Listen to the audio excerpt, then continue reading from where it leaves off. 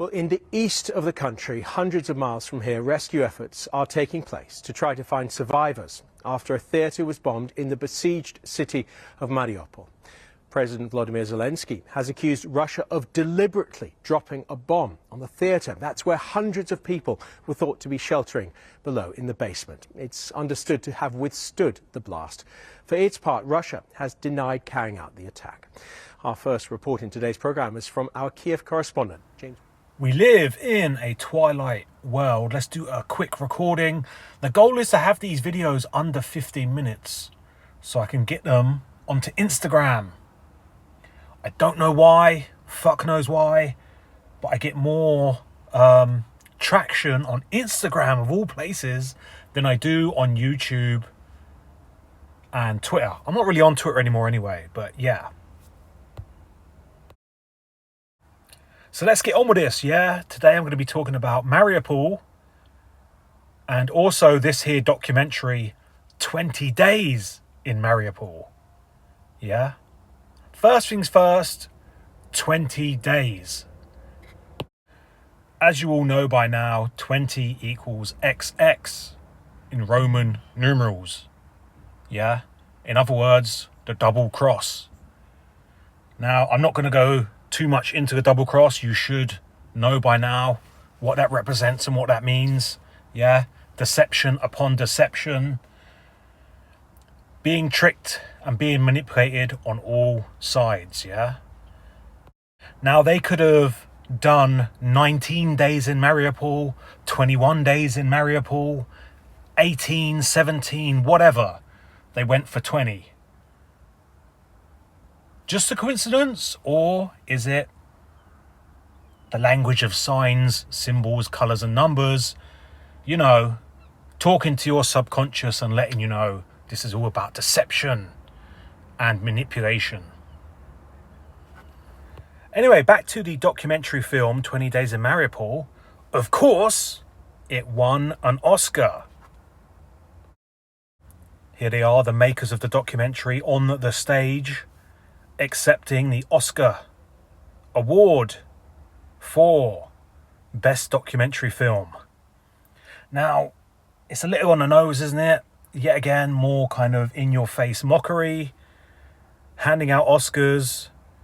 You know, you're watching a movie, you're watching a film. All of the comparisons of the Ukraine war being very much like a film, a movie. And we cannot forget when actor Sean Penn, flew over to Kiev and handed Zelensky an Oscar. Yeah? Because you got to remember, Zelensky is the comedian, actor, president. And he's playing a role, right? He's playing a role on the world stage. Yeah? He is a fictional character, playing a fictional character on the world stage. And, you know, we use the metaphor of reality being like a movie and so on.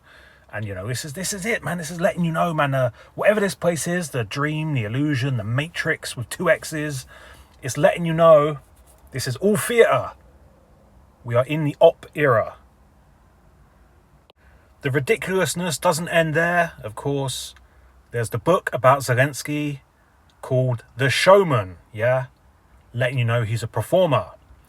And this book, many claim, is a best-selling book of 2024. Yeah.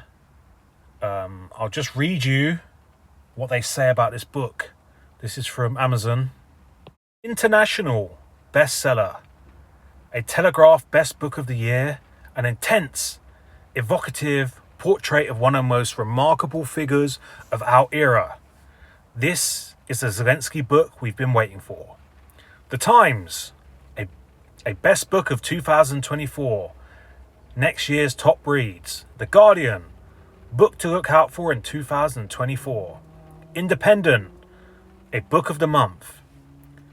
Written with unprecedented access, this is the first inside intimate account of the Russian invasion of Ukraine from the perspective of President Zelensky and his team. Based on 4 years of reporting, extensive travels of President Zelensky, to the front and dozens of interviews with him, his wife, his friends and enemies, his advisors, ministers and military commanders. The Showman tells the intimate and eye-opening story of the president's evolution from a slapstick actor to a symbol of resilience, revealing how he managed to rally the world's democracies behind his cause. What a fucking joke, eh? I mean, they're mocking the audience, right? This is what they're doing. They're mocking the audience to their faces. But unfortunately, the vast majority of the masses are very simple and they just don't get it. They don't get the joke. They don't see the funny side of it. They buy into the illusion. They think it's real. They think people are getting slaughtered day in and day out and so on. Anyway, let's get back to Mariupol. Okay, let's go over to the map. Let's find Mariupol. Yeah, southeast Ukraine. Yeah, here we are. Here's Mariupol. On the Azov Sea. Which is here, yeah? And of course, the capital of Ukraine, Kiev, is up here. Now, for those that remember, yeah, Mariupol didn't really get that much attention whilst the Battle of Kiev was going on.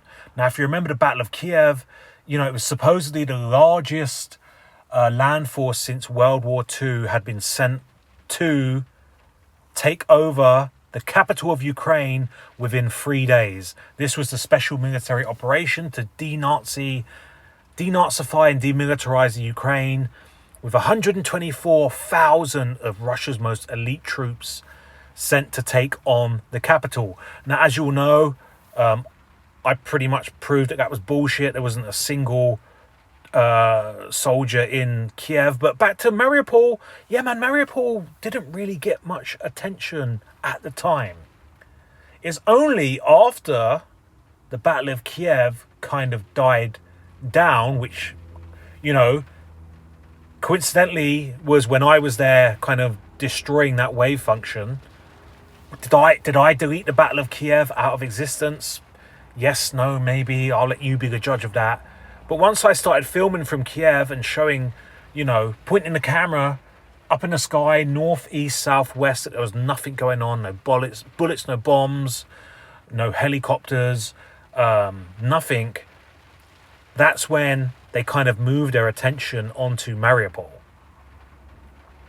Now, when you think about it, yeah, we were all being hypnotized and bedazzled and spellbound by the Battle of Kiev. I mean, the whole world's attention was put onto Kiev, meaning not many eyes were on Mariupol. Yeah, while everyone was looking at Kiev, no one was really looking at Mariupol at the time. My opinion, this was strategically done. This is because, you know, the theatricality and deception department was over in Mariupol while we were all looking at Kiev, yeah? You get what I'm saying?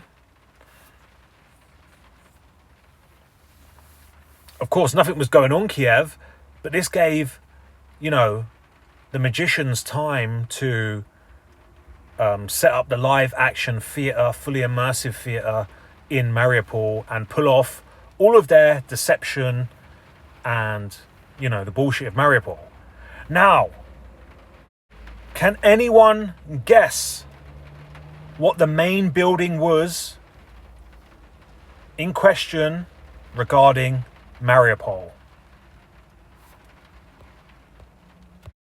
Yes, the theatre. Of course, it's always a theatre or an opera house or a performing arts studio or a film set or, you know, something along the lines of theatricality. Yeah? Now, how is this always happening? I don't know. But at this point now, I have provided a lot of evidence from all of the world stage theatre incidents and events across the world throughout time. There's always a theatre or opera house involved. Let me play you a quick clip. Yeah, this is back from 2022. More than a week for these images to reach the outside world. Covered in dust, clearly in shock, but a first confirmation some civilians survived the bombing of a theatre in Mariupol. Eyewitnesses say at least 300 people lost their lives. It's not clear how many more may still be buried here. The building had been packed with more than 1,000 civilians, the word children clearly visible from the air. Diana lived next to the theatre, but escaped before the bombing. Everywhere it was flooded with people. I know that there were pregnant women that were brought from that maternity ward in the third hospital that was bombed the days before. They were brought to the theater because it's like a big building. They put these women with kids or pregnant women in these dressing rooms for the actors. And it was in this part which was bombed. And they were in the theatre when it was bombed? They were in the theater. They were right on the exactly like the point where it was hit. Diana says there are now so many bodies, they're not buried anymore. Now, I remember, later on in the year 2022, or it might have been the beginning of 2023, watching a BBC, a British Broadcasting Corporation documentary about Mariupol. And it was hilarious because all of the people that were talking, on this documentary were people that worked in the theatre. So it'd say like, Sergey underneath, actor, and then it'd be Igor underneath, stage director. Then it'd be, Yulia underneath, makeup artist, and all this kind of stuff. So every person in this documentary was in some way, shape or form an actor or a stagehand or an effects specialist or something like that, some sort of job role that was attached to working in the theatre or film industry, yeah? So go and check that out for yourselves if you have a moment of boredom. It would probably be on BBC iPlayer. Just type in Mariupol. And yeah, man, to me, this is yet again interesting stuff. We'll put it like that. I mean, to me, I'm not buying it. This idea, like that woman just said in the clip beforehand, that they moved all of the babies and their mothers from the maternity unit and put them in the theatre building, and then the theatre building happens to get bombed and all that kind of shit. I'm just not buying it. But that doesn't mean you have to join me in my crazy belief system. Believe whatever you want to believe. It's your reality. It's your timeline, yeah? But, a theatre attack, once again, a theatre building, it's there. It's very in your face, isn't it? Now, what happened to Mariupol after the fighting, the alleged fighting stopped, was quite interesting. It was claimed as a victory by Russia, and immediately demolition teams went in and started blowing up all of the buildings, and then the construction teams started moving in and building it back up very rapidly. Now, why are they doing that? In my opinion, it's hiding the evidence, right? Because at the end of the day, all it takes is someone like me with an action camera to rock up to one of these places and show you a very different side of the story, yeah? We're told that 500,000 people lived in Mariupol. Is that true? We're told that half the population escaped before the war happened. Is that true? But yeah, man, the fact that the demolition crew and then the construction crews went in so quickly, to me, is destroying the evidence, yeah?